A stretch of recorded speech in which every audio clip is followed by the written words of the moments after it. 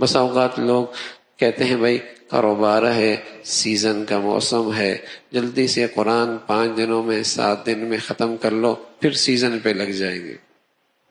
پھر سیزن پہ لگ جائیں گے۔ بھائی اگر قرآن ختم بھی ہو گیا تب بھی 20 رکعت پڑھنا اور پورے رمضان پڑھنا یہ ضروری ہے، یہ سنت موقدہ ہے اور یہ تاکید ہے۔ اور پھر بھائی کسی عبادت کی قبولیت کی ایک بہت بڑی نشانی یہ ہے کہ آنے والا اگلا دن عبادت کے لحاظ سے پہلے والا دن سے بہتر ہو۔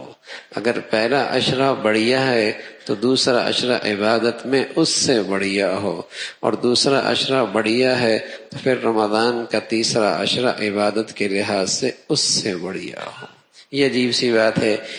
پہلے 3 دنوں میں مسجد میں خوب رش ہوتا ہے، سڑکوں پر بھی جگہ کوئی نہیں ملتی، اور آہستہ آہستہ مجمع سمٹنے لگتا ہے،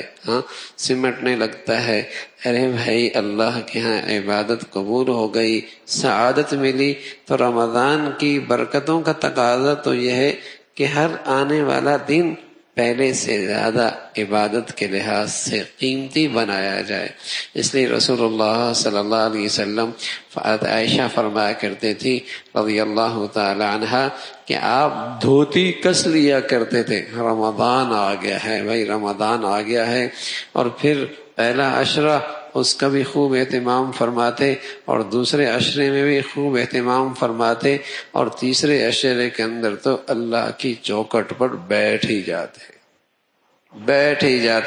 میرے پیارے نبی صلی اللہ علیہ وسلم نے ساری زندگی سوائے ایک رمضان کے، ساری زندگی آخری عشرہ اللہ کے گھر میں پورا کا پورا گزارا، ساری زندگی عظمت امت کو سمجھائی، اہمیت بتائی، کیا دولت امت کو ملی ہے۔ اور آپ علیہ الصلوۃ والسلام 3 مہینے پہلے اللہ سے دعا کیا کرتے تھے، اللہم بارک لنا فی رجب وشعبان وبلغنا رمضان، اے اللہ میرے رجب میں برکت دے دے، میرے شعبان میں برکت دے دے، اور مجھے رمضان کا مقدس مہینہ عطا فرما۔